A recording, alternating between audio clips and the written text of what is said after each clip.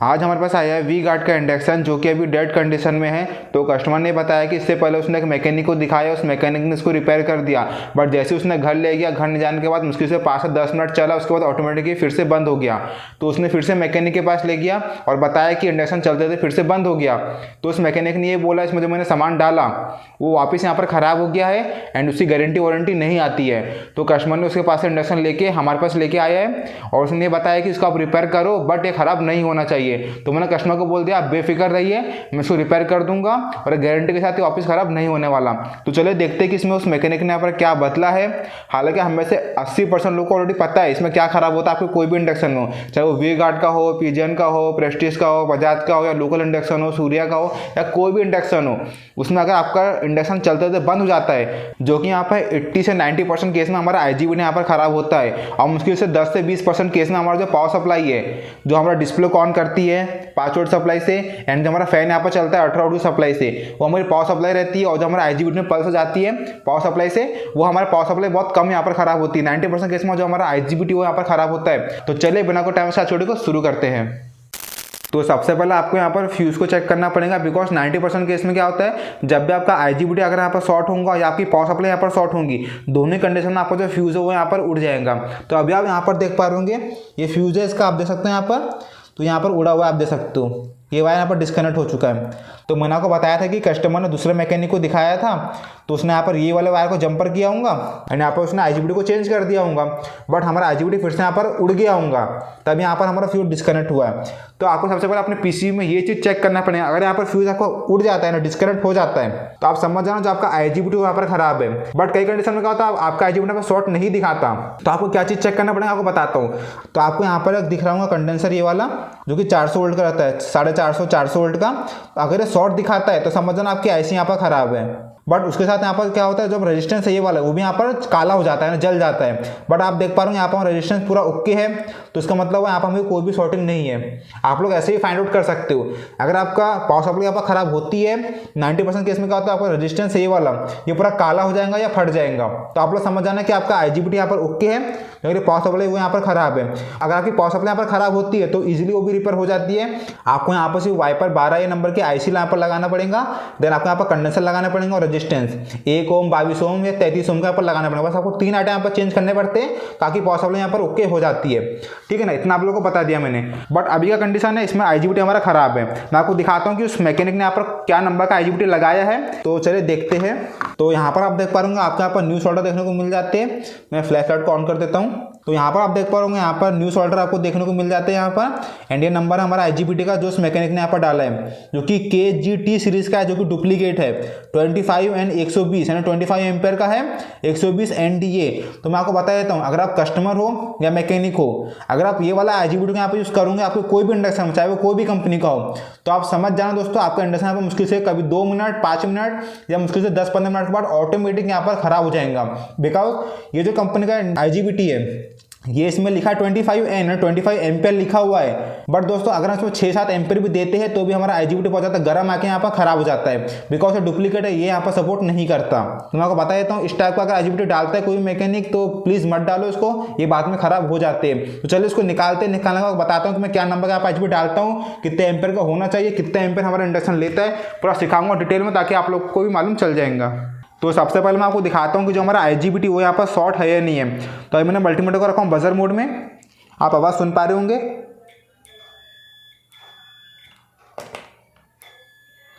ठीक है ना, आप हमें यहाँ पर देखना, ये देख पा रहे होंगे फुल शॉर्ट है यहाँ पर, ये भी यहाँ पर फुल शॉर्ट है, आप आवाज़ सुन पा रहे होंगे, ये फुल शॉर्ट है। तो हम सबसे पहले यहाँ पर IGBT को निकालेंगे, देन जो हमारा फ्यूज़ है ये वाला यहाँ पर हम वायर जंप करेंगे। एंड है कई मैकेनिक क्या करते हैं यहाँ पर बहुत मोटे वाला वायर को यहाँ पर जंप कर देते हैं। फॉर एग्जांपल हम यहाँ पर 12 से 2-3 वायर यहाँ पर लेते हैं, यहाँ पर हम जंप करते हैं। कोई मैकेनिक होगा उनको पता होगा फ्यूज़ यहाँ पर क्यों दिया हुआ रहता है। बट कई मैकेनिक क्या करते हैं या कई कस्टमर क्या करते हैं खुद इसको रिपेयर करते हैं, तो यहाँ पर बहुत मोटे वाले वायर को यहाँ पर जंप कर देते हैं ताकि हमारा फ्यूज़ यहाँ पर डिस्कनेक्ट ना हो। बट वो सबसे बड़ी गलती ये करते हैं कि वो भूल जाते हैं कि फ्यूज़ यहाँ पर क्यों लगा हुआ है। वो यहाँ पर प्रोटेक्शन के लिए यहाँ पर लगा हुआ है। कभी भी अगर आपका IGBT यहाँ पर शॉर्ट होता हो या आपकी पावर सप्लाई यहाँ पर शॉर्ट होंगी तो ऑटोमेटिक आपका यहाँ पर फ्यूज़ यहाँ पर डिस्कनेक्ट हो जाना चाहिए। इससे क्या होगा, आपका MCB यहाँ पर नहीं गिरेगा।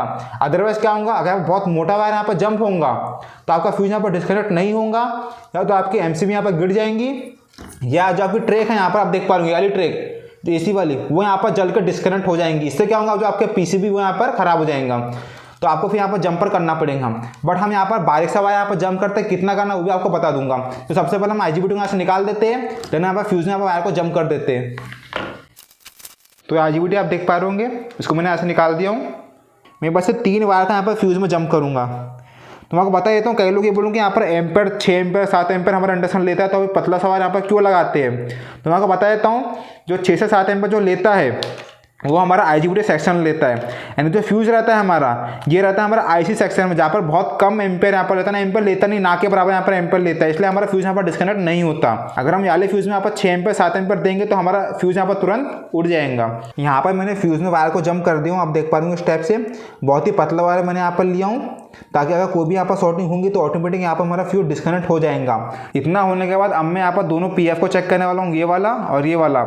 तो मैं आपको बता देता हूँ, जब आपका IGBT है वो कब खराब होता है, या तो डुप्लीकेट होगा आपका IGBT, या जो आपका ये वाला PF होगा, ये वाला जो कि 0.3 का या 0.2 का रहता है।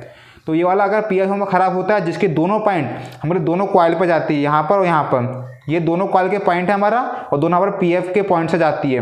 अगर वाला PF यहाँ पर खराब होगा तो आपका IGBT यहाँ पर तुरंत खराब होगा। कितने बार भी आप ओरिजिनल IGBT पे लगाते हो तो भी यहाँ पर वो खराब हो जाएगा। आप इसको कैसे मेजर करते हुए आपको बताऊंगा। एंड जो ये वाला PF है, ये अगर खराब हो भी जाता है या फूल जाता है, फट जाता है, तो इससे हमारा IGBT यहाँ पर खराब नहीं होता। बट इससे क्या होता है, आपको जो मेटल सेंस करना बंद कर देता है, यानी आपका इंडक्शन यहाँ पर चालू रहेगा, बट आप उसमें कोई भी आइटम को रखोगे गर्म करने के लिए, उसको सेंस नहीं कर पाएंगा। वो सेंसिंग का प्रॉब्लम इससे आता है 90%, ठीक है ना। अगर आप लोग को PF को यहाँ पर चेक करना है और अगर आपके पास इस टाइप का मीटर होगा या कोई भी 150 रुपये वाला पीले कलर का मीटर होगा, तो उसमें आप चेक नहीं कर पाओगे प्रॉपर तरीके से। तो उसका हमको चाहिए एनालॉग मीटर। तो हम ये वाले मीटर के थ्रू इसको चेक करने वाले कैसे करना चाहिए पूरा बताऊंगा, पूरा सिखाऊंगा। तो अभी आप देखना, इसको मैंने कहाँ पर रखा हूँ, 1 एम पे रखा हूँ। यहाँ पर आप देख पा रहे हो 1 एम लिखा हुआ है। इसमें तो हल्की सी यहाँ पर रीडिंग आती है, तो भी यहाँ पर शो होती है हमारे मीटर में, आप देख पा रहे होंगे इस टाइप से। यहाँ पर मैं हाथ को टच कर रहा हूँ, यहाँ पर आप देखो मीटर में ये मीटर का कांटा यहाँ पर हिल रहा है, आप देख सकते हो, है ना। हल्की सी भी यहाँ पर रीडिंग शो होती है, बिकॉज यहाँ पर हमारा PF रहता है, उसमें हल्की सी यहाँ पर रीडिंग रहती है, इसलिए मैं आपको दिखाता हूँ। तो अब मैं अगर सबसे पहले ये जो हमारा पॉइंट है इसका, ये वाला पॉइंट एक, दूसरा पॉइंट ये वाला, ठीक है ना, मैं आपको दिखाता हूँ। ये आप देख पा रहे हो, यहाँ पर हमारा कांटा ऊपर जाके नीचे आ गया, आपने देखा अभी। मैं को फिर से एक बार दिखाता हूँ, पलटा के यहाँ पर फुल रीडिंग्स होंगी, पलटाने में से फुल यहाँ पर रीडिंग्स होंगी, आप देख पा रहे होंगे 75% यहाँ पर रीडिंग्स होंगी। देन जब आप वापस पलटाओगे तो यहाँ पर हमारा कांटा ऊपर आके नीचे आएगा, ये आप देख पा रहे होंगे। अगर इस टाइप का हो रहा है ना, ऊपर जाके नीचे आ रहा है, तो आप समझ जाओ जो आपका PF है वो यहाँ पर 100% ओके है, ठीक। अब बात आती है ये वाले PF की। अब आप यहाँ पर देखना, ये इसके दोनों पॉइंट है हमारे PF के, एंड इसके साथ हमारे कॉइल के वायर भी जुड़े हुए हैं, जो हमारी कॉइल है वाली इसके वायर यहाँ पर जुड़ा हुआ है। तो अब मैं इसको यहाँ पर रखूँगा भी प्रॉप को, तो यहाँ पर फुल शॉर्ट दिखाएगा इस टाइप से, आप देख पा रहे होंगे। फुल यहाँ पर दिखाएगा, देन यहाँ पर भी फुल दिखाएगा। तो इसको आप मेजर कैसे करोगे, आपके पास 2 यहाँ पर रास्ते हैं। सबसे पहला कि आप यहाँ पर PF को निकाल के यहाँ पर चेक कर सकते हो, बट अगर आपको यहाँ पर PF को नहीं निकालना है तो सेकंड रास्ता क्या है कि आपको यहाँ पर एक कॉइल के वायर को यहाँ पर डिस्कनेक्ट करना पड़ेगा। कैसे करना आपको पूरा बता देता हूँ। तो यहाँ पर मैं कोई भी एक वायर को यहाँ पर निकाल दूंगा इस टाइप से, ताकि हमारे कॉइल की यहाँ पर रीडिंग खत्म हो जाएंगी। तो हम यहाँ पर PF की यहाँ पर रीडिंग को चेक कर सकते हैं इस टाइप से, चाहे वो कोई भी कंपनी का इंडक्शन क्यों ना हो, आपको ऐसे ही यहाँ पर चेक करना पड़ेगा, ठीक है। अब आप यहाँ पर देखना कि इसमें दोस्तों ये 5 UF का था हमारा, 5 UF आप देख पा रहे होंगे, यानी यहाँ पर 0.3 UF का रहता है। तो इसमें हल्की से यहाँ पर कांटा हिलता है, ज़्यादा नहीं हिलता, हल्का सा यहाँ पर हिलता है। मैं आपको दिखाता हूँ। तो मैंने यहाँ पर रखा एक प्रॉप को, आप इसको ध्यान से देखना। हाँ, आप देख पा रहे हो हल्का सा हिला है। हाँ, मैं फिर से दिखाता हूँ, आप देख पा रहे होंगे, आप ध्यान से देखना कांटे को।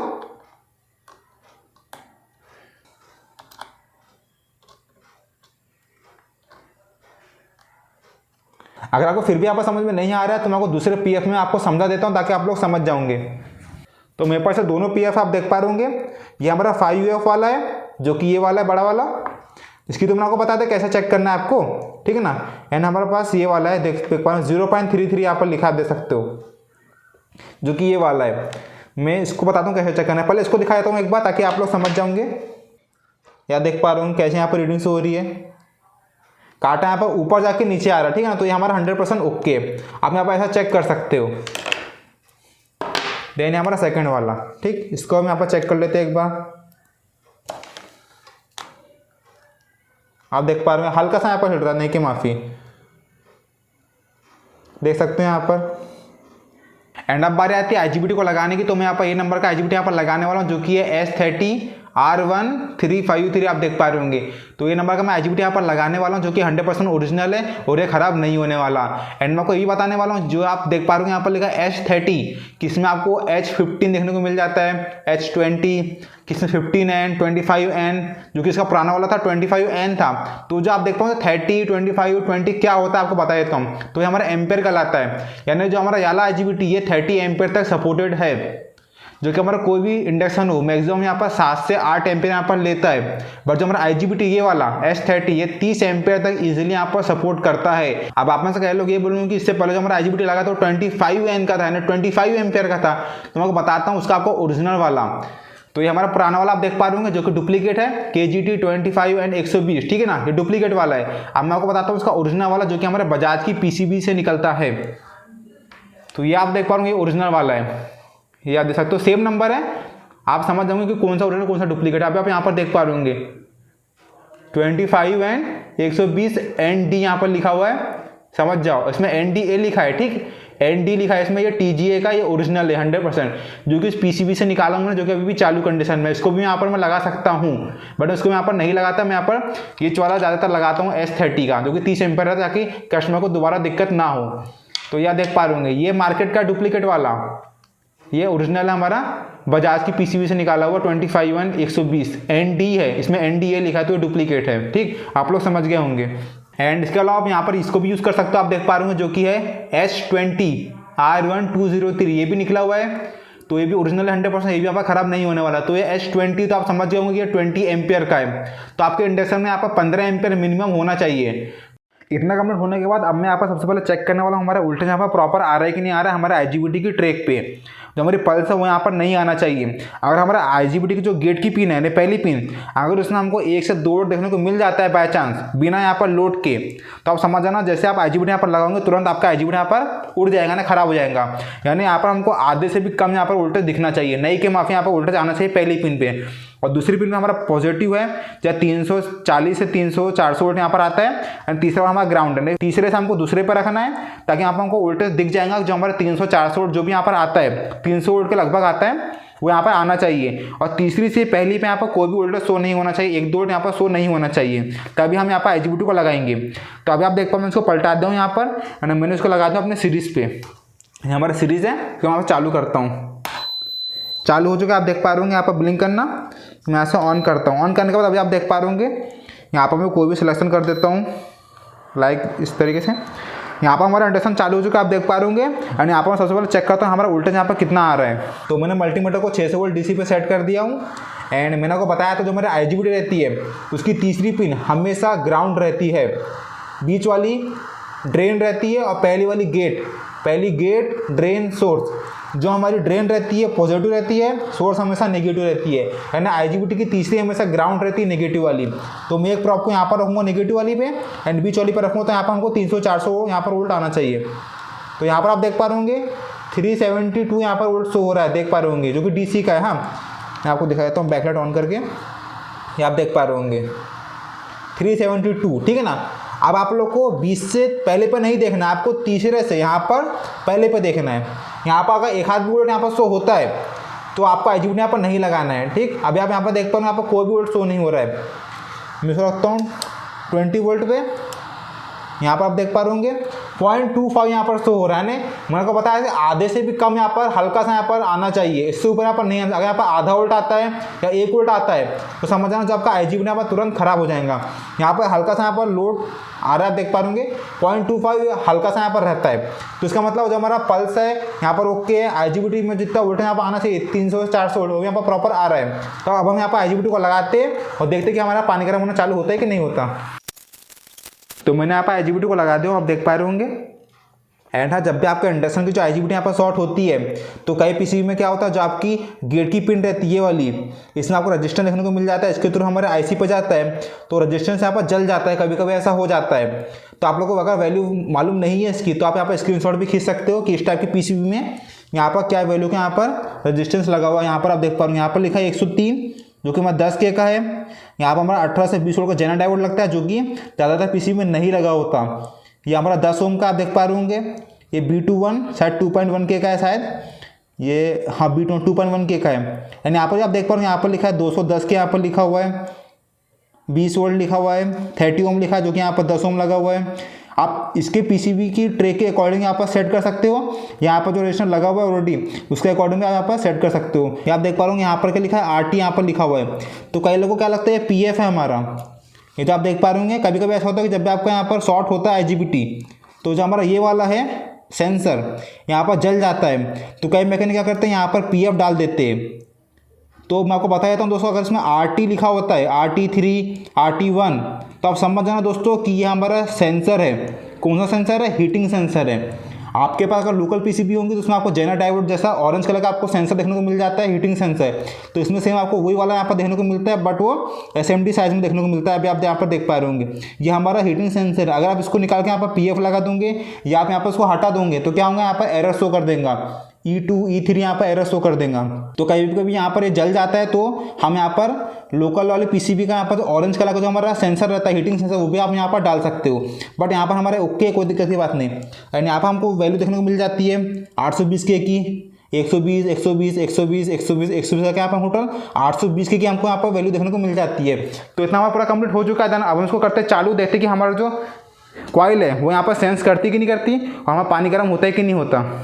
अब मैं उसको चेक करने वाला हूँ। चेक करने के लिए आपको उसको पैक भी नहीं करना पड़ेगा, आप बिना पैक करे उसको यहाँ पर चेक कर सकते हो कि आपका यहाँ पर मेटल को सेंस कर रहा है कि नहीं कर रहा है। कैसे चेक करना आपको पूरा बताऊंगा। अगर आप मैकेनिक होंगे तो आप लोगों को पता होगा, अगर नहीं पता तो मैं आपको बता देता हूँ। तो यहाँ पर आपको सीरीज में चेक कर सकते हो। कैसे चेक करना आपको पूरा दिखाता हूँ।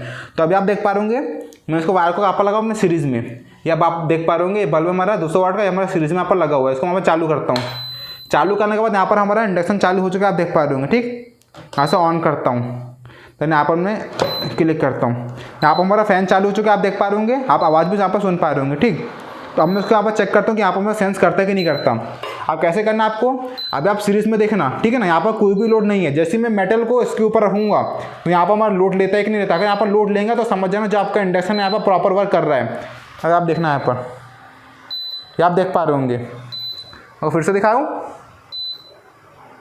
ये देख पा रहे होंगे यहाँ पर लोड ले रहा है। तो इसका मतलब हुआ जो हमारा इंडक्शन है वो यहाँ पर मेटल को सेंस कर रहा है ना, तभी हमारा यहाँ पर लोड ले रहा है। इसका मतलब जो हमारा पानी गर्म होना यहाँ पर चालू हो जाएगा। तो मैंने इसको फिट कर दिया हूँ। फिट करने के बाद आप चलो चला के देखते कि यहाँ पर हमारा पानी गर्म होता है कि नहीं होता है। तो मैंने कटोरी में पानी को लेके आ गया हूँ, आप देख पा रहे होंगे उस तरीके से। तो सबसे पहले क्या करता हूँ, मैं इसको लगाता हूँ सीरीज़ में। ये सीरीज़ में लगाया हुआ आप देख पा रहे होंगे। उसको वहाँ पर चालू करता हूँ। चालू करने के बाद यहाँ पर हमारा इंडक्शन चालू हो चुका है, आप देख पा रहे होंगे। तो मैं इसे ऑन करता हूँ। ऑन करने के दोस्तों जैसे ही मैं यहाँ पर इसको क्लिक करूँगा, कोई भी एक फंक्शन की बटन को दबाऊंगा तो यहाँ पर सीरीज में अगर लोड लेंगा तो समझ लो यहाँ पर मेटल को सेंस कर रहा है। सबसे पहले आपको ऐसा चेक कर लेना है। मैं आपको दिखाता हूँ। मैं उसको दबाता हूँ यहाँ पर, दूसरे की बटन यहाँ पर दबाता हूँ, ठीक है ना। आप देखना यहाँ पर लोड ले रहा है, आप देख पा रहे होंगे। इस टाइप अगर लोड ले रहा है आपके इंडक्शन में तो आप समझ जाना जो आपका इंडक्शन हो यहाँ पर मेटल को सेंस कर रहा है, ठीक है ना। मैं इसको करता हूँ बंद। बंद करने के बाद इसको मैं लगाता हूँ डायरेक्ट। तो यहाँ पर आप देख पा रहे होंगे ये 16 एम्पेयर का प्लग, यहाँ पर 6 एम्पेयर का प्लग है छोटा वाला। तो यहाँ पर मैंने अलग से एक्सटेंशन लिया हूँ, आप देख पा रहे हैं इसमें 16 एम्पेयर का यहाँ पर प्लग लगा हुआ है, ठीक है ना। तो उसको यहाँ से निकालता हूँ सीरीज से, देन यहाँ पर लगाता हूँ। ठीक, इस तरीके से मैं चालू करता हूँ। चालू करने के बाद दोस्तों यहाँ पर हमारा वोल्टेज यहाँ पर शो हो रहा है हमारा एसी का, यहाँ पर एम्पेयर यहाँ पर शो होगा कितना यहाँ पर एम्पेयर ले रहा है हमारा इंडक्शन। जनरली क्या होता है 4 एम्पेयर 5 एम्पेयर 6 7 से 8 एम्पेयर मैक्सिमम जाता है, उससे ऊपर यहाँ पर नहीं जाता। तभी हमारा जो IGBT रहता है वो मिनिमम यहाँ पर 15 एम्पेयर का रहता है ना, 15 N से यहाँ पर स्टार्टिंग होती है। तो मैं चालू करता हूँ, आप देखना यहाँ पर ये चालू होकर बंद हो गया, ठीक है ना। अब मैं उसको यहाँ पर चालू करता हूँ। जैसे मैं यहाँ पर क्लिक करूँगा तो यहाँ पर हमारा एम्पेयर लेना चालू कर देगा। अब यहाँ पर देख पा रहा हूँ यहाँ पर 0.2 यहाँ पर ले रहा है, ठीक है ना, 1 एम्पेयर के भी कम है, ठीक। तो ऐसे मैं क्लिक करता हूँ, यहाँ पर आप देख पा रहे कितना एम्पेयर ले रहा है 3.5 3.6 यहाँ पर एम्पेयर ले रहा है, आप देख पा रहे हो, जो कि ओके है। मैंने को बताया था मैक्सिमम 7 से 8 एम्पेयर लेता है, एंड उसके अंदर ही रहता है 6 एम्पेयर 7 एम्पेयर के। यहाँ पर 3.5 एम्पेयर पर ले रहा है। एंड आप यहाँ पर देख पा रहे हो यहाँ पर हमारा पानी गर्म होना चालू हो चुका है, आप देख पा रहे होंगे इस तरीके से।